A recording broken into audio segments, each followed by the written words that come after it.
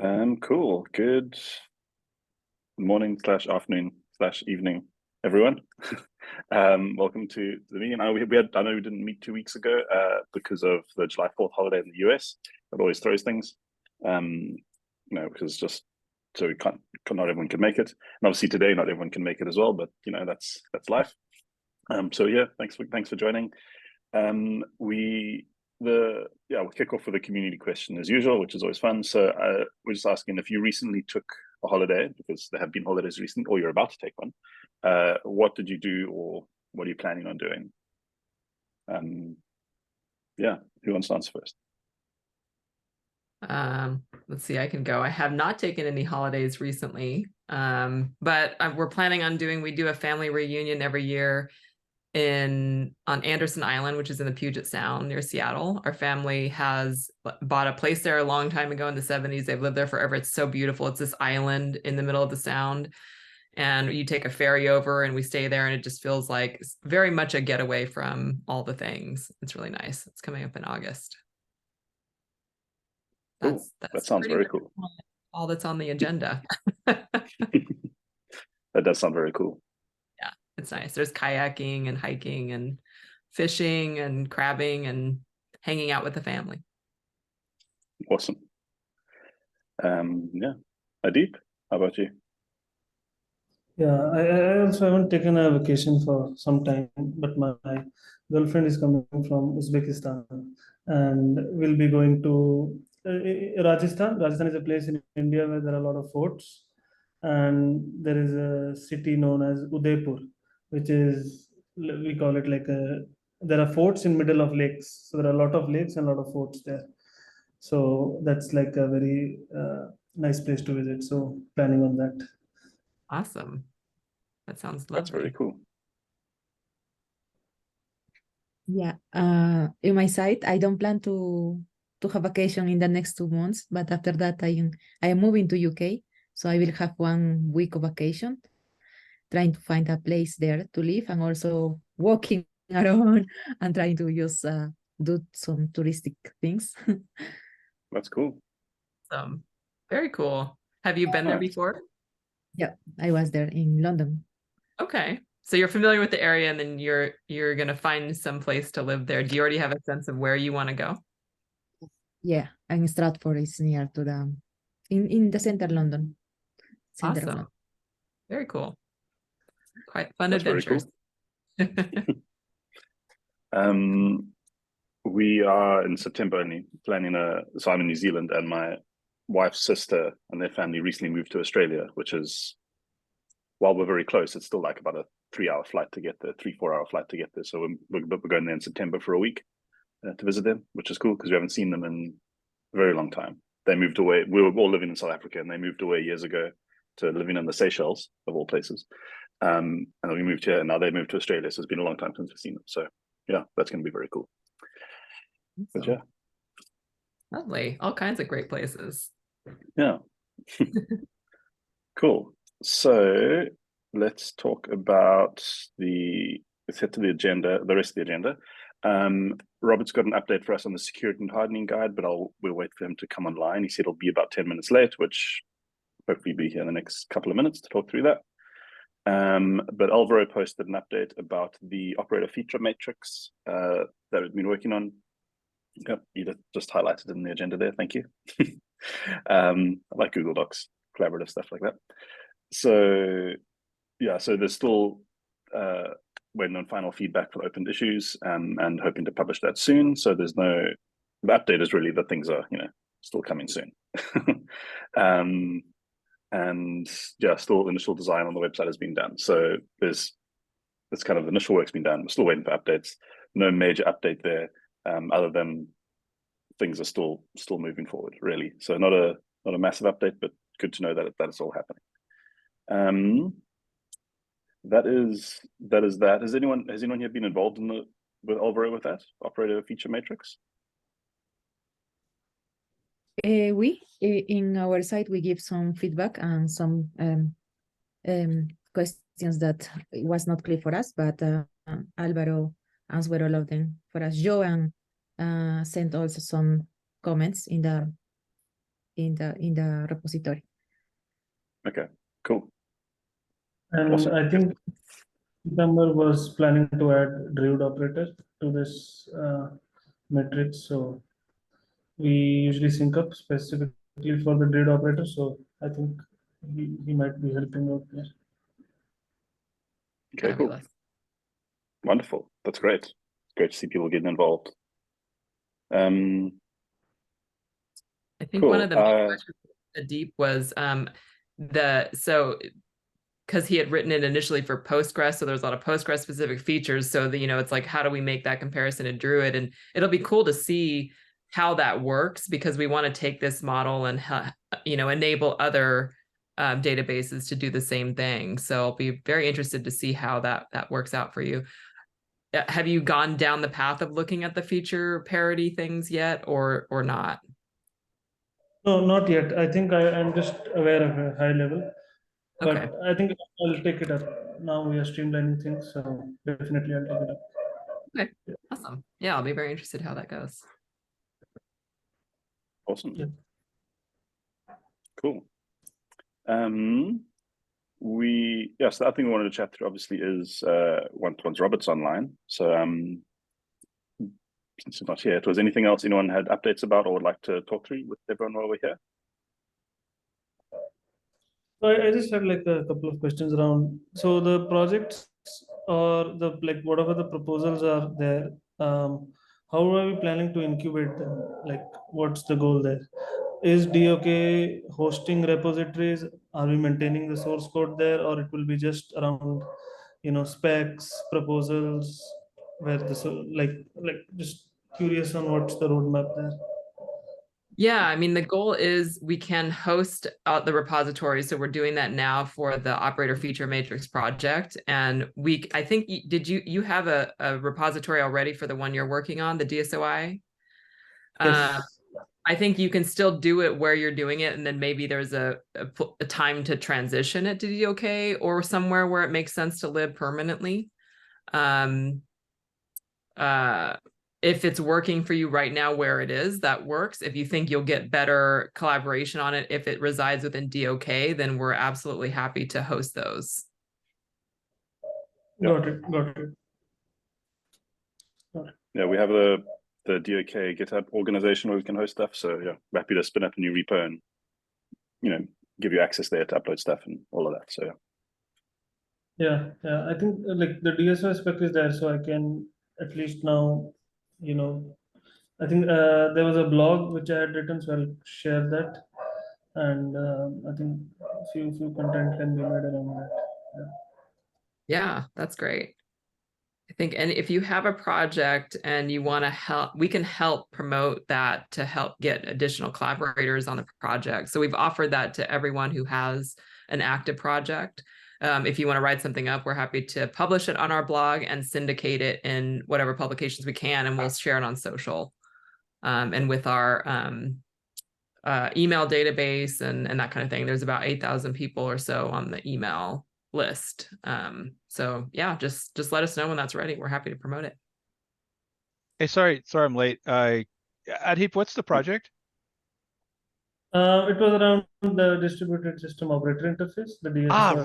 Right. Yeah, you had talked about that before. Yeah, sounds interesting. Cool.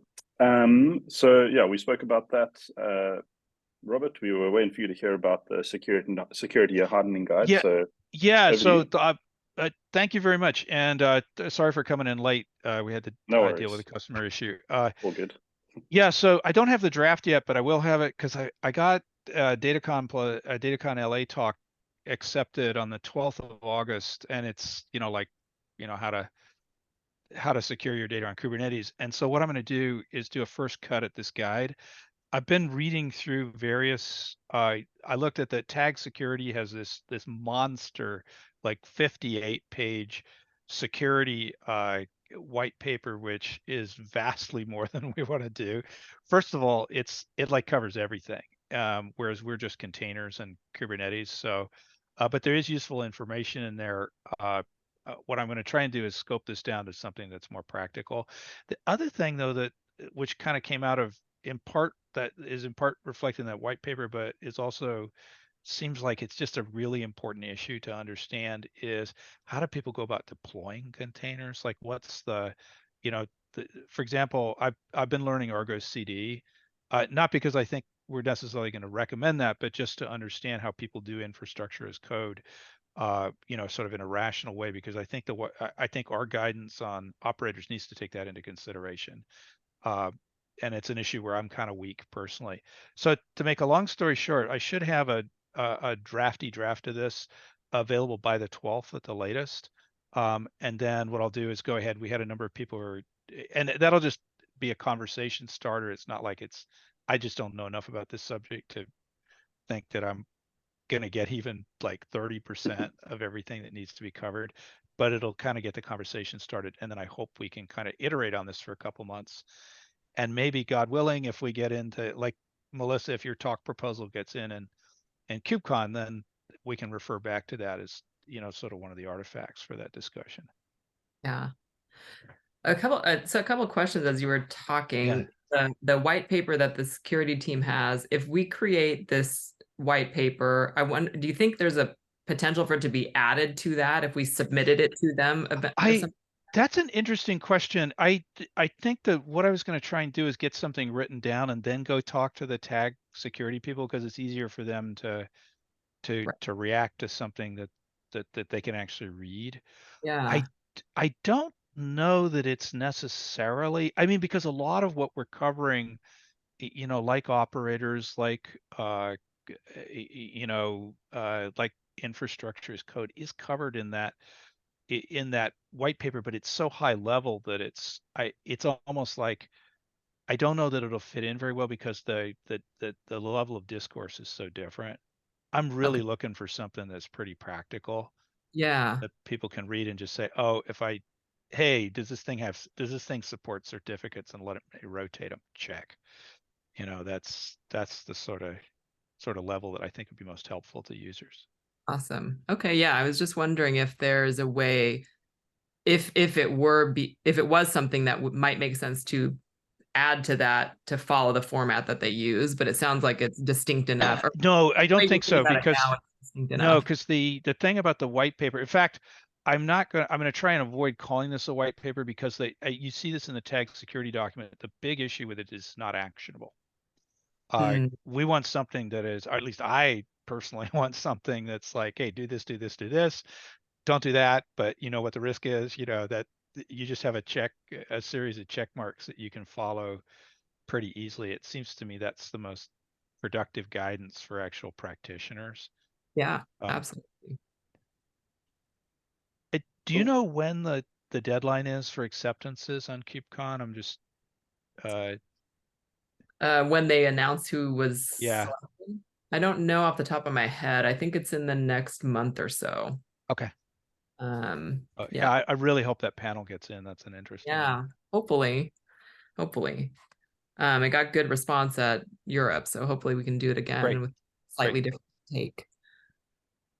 And then you were talking about how to deploy and mentioning Argo. I know that we do have Argo people in our community, so when you're ready, if you don't know anybody, we can pull those people in. Oh yeah, I'm glad you said that, because I was actually planning to put some stuff out on there, in their community. But what would be really great is if you do have a contact, somebody who knows the project well, I'd love to talk to them. Okay. Because there's a lot Argo seems pretty popular. I've been polling our users at Altinity and they like it. But it's also, so it'd be really helpful to understand how the Argo people see that project working, and what's for example, what's the proper way to use it, if you will. Yeah. Sort of the idiomatic way to use Argo, because it's a kind of rangy project. There's a lot of stuff in it.